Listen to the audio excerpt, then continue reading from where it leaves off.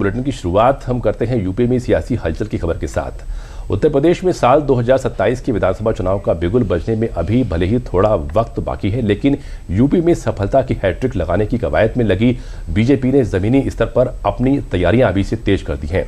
इसी सिलसिले में शनिवार को बीजेपी के राष्ट्रीय अध्यक्ष नितिन नवीन यूपी के 2 दिवसीय दौरे पर पहुंचे और वो सत्ता से लेकर संगठन तक के नेताओं के साथ बैठक करके यूपी फतेह की रणनीति को धार और गति दे रहे हैं।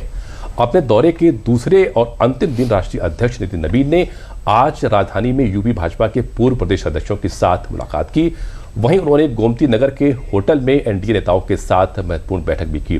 बैठक में पार्टी की रणनीति और नवगठित प्रदेश इकाई के संगठनात्मक कार्यों पर चर्चा की गई। इसके बाद दोपहर में भाजपा अध्यक्ष बीजेपी शक्ति केंद्र संयोजक सम्मेलन को संबोधित करेंगे। वे पीर नगर स्थित बीजेपी बूथ अध्यक्ष शिवाजी रावत के आवास पर जाएंगे और बूथ स्तर के संगठन और आगामी कार्यक्रमों की समीक्षा करेंगे।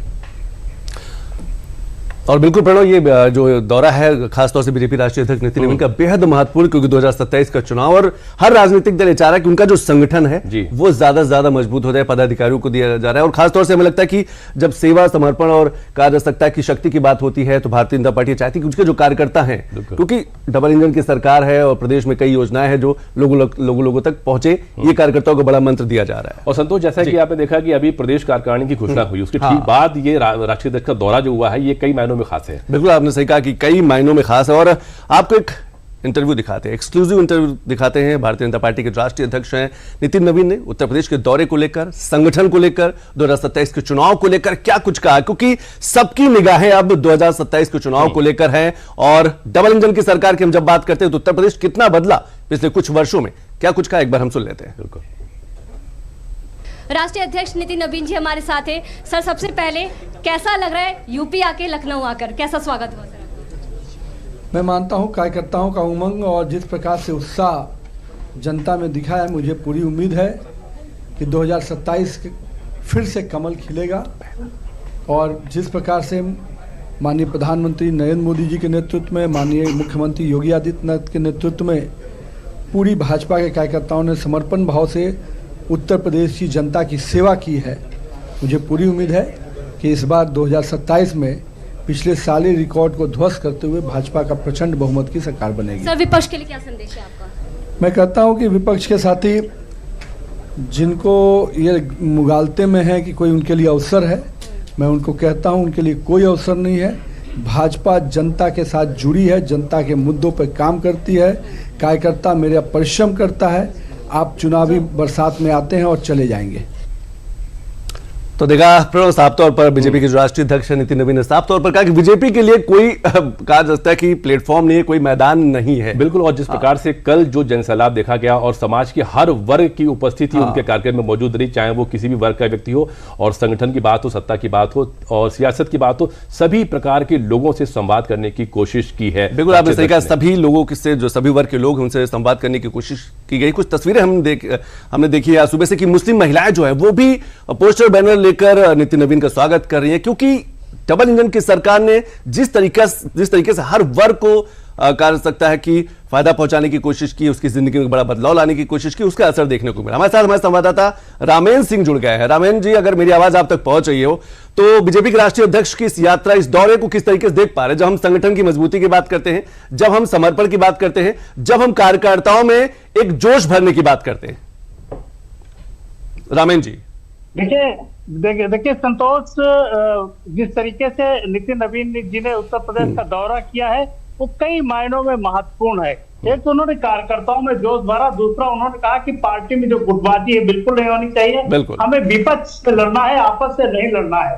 तो ये मोटी बातें क्यों, उन्होंने एक मैसेज दिया, संघ के पदाधिकारियों के साथ बैठक किया, संगठन के पदाधिकारियों के साथ बैठक किया, कार्यकर्ताओं के साथ बैठक किया, एनडीए नेताओं के साथ बैठक किया, यानी सब एक साथ खड़े होकर 2027 का किला फतेह करेंगे, इसकी तैयारी है, ये मैसेज उन्होंने करने कर दिया संतोष। लेकिन रामेश जी, हमें लगता है कि जब हम डबल इंजन की सरकार की बात करते हैं तो कार्यकर्ताओं के अंदर यह भी कहा गया होगा कि जो केंद्र की योजनाएं हैं, जो उत्तर प्रदेश की योजनाएं हैं, ये भी गांव-गांव तक, घर-घर तक पहुंचे, लोगों को बताया जाए कि सरकार ने क्या कुछ किया उनके लिए।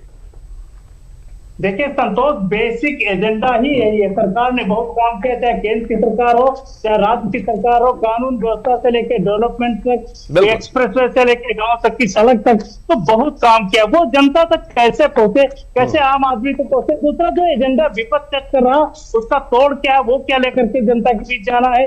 तो अब कमरों में बैठ के काम नहीं होगा, अब सड़क पर होगा, कार्यकर्ताओं के साथ होगा, गाँव में होगा, शहरों में होगा, लोगों के बीच होगा। ये तैयारी की गई।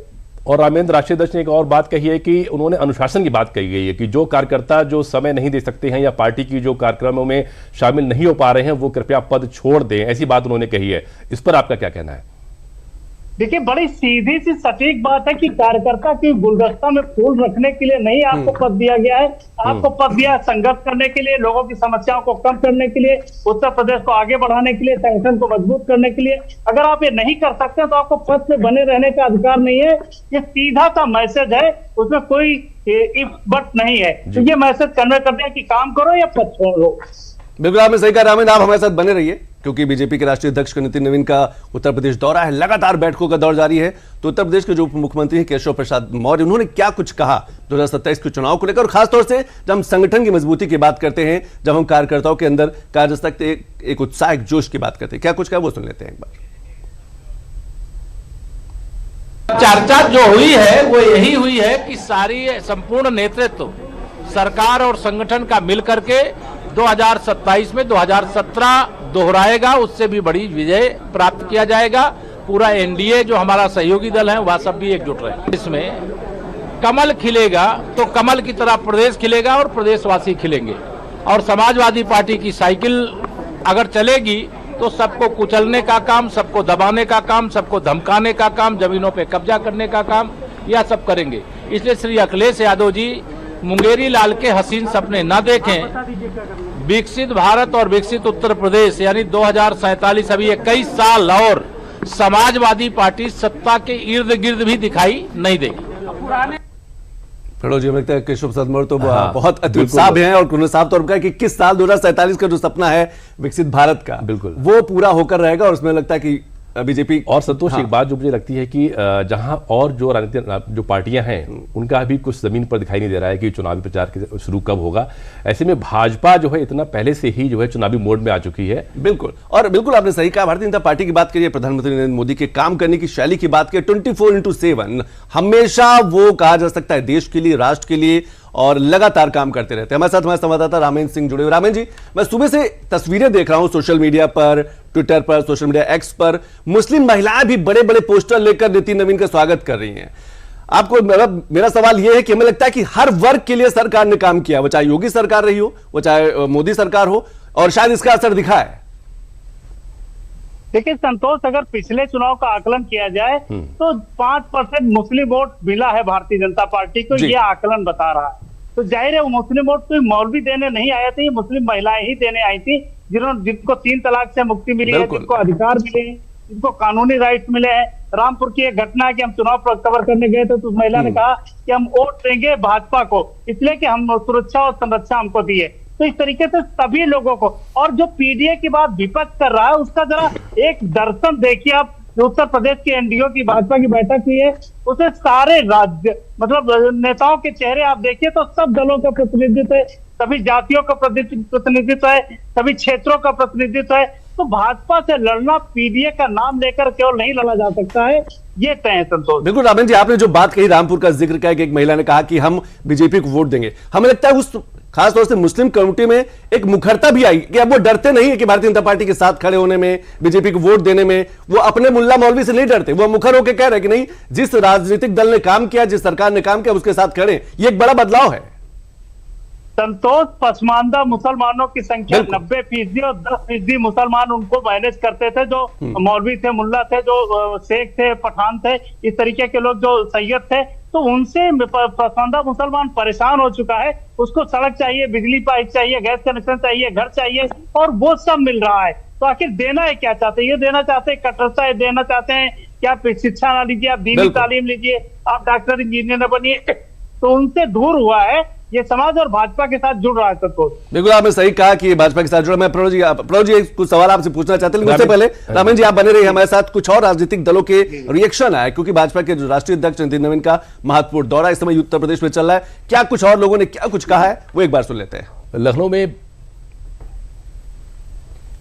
माननीय राष्ट्रीय अध्यक्ष जी का संगठनात्मक प्रवास है और अलग अलग समूह में उन्होंने पार्टी के पदाधिकारियों से चर्चा की है और भविष्य में किस प्रकार से आगे बढ़ना है इसके दिशा निर्देश दिए हैं। जनता पार्टी के राष्ट्रीय अध्यक्ष नितिन नवीन जी का 2 दिवसीय उत्तर प्रदेश लखनऊ का प्रवास भारतीय जनता पार्टी के कार्यकर्ताओं को उत्साह बढ़ाने वाला है।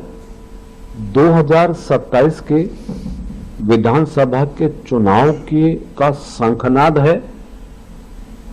कल भी और आज भी वो बहुत सारे और पार्टी के द्वारा घोषित बयानों के साथ जुड़ेंगे ताकि 2027 की जीत में कोई कमी ना रहे। तो राष्ट्रीय अध्यक्ष जी का दौरा भारतीय जनता पार्टी को एक बेहतरीन ऊर्जा देने वाला है।